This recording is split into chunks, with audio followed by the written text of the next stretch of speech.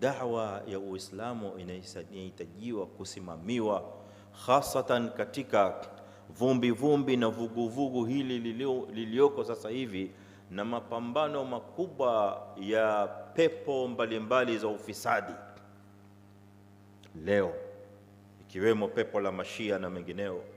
Basi sasa da'wa hapo ya Uislamu inatakiwa kukitishwa zaidi, na haikitishwi da'wa ya Uislamu kwa maneno tu peke yake.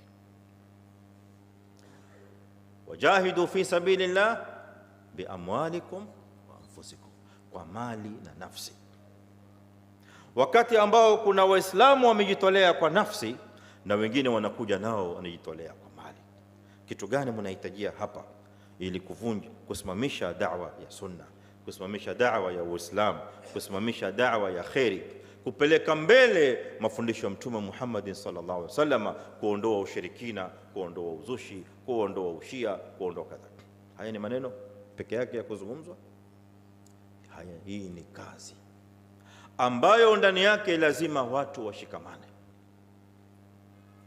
Walio na mali waje, walio na ilmu waje, walio na nguvu waje, kila mmoja asaidie pale alipomjalia Allah subhanahu, kama jihad ilivyofanywa wakati wa Mtume sallallahu alaihi wasallam.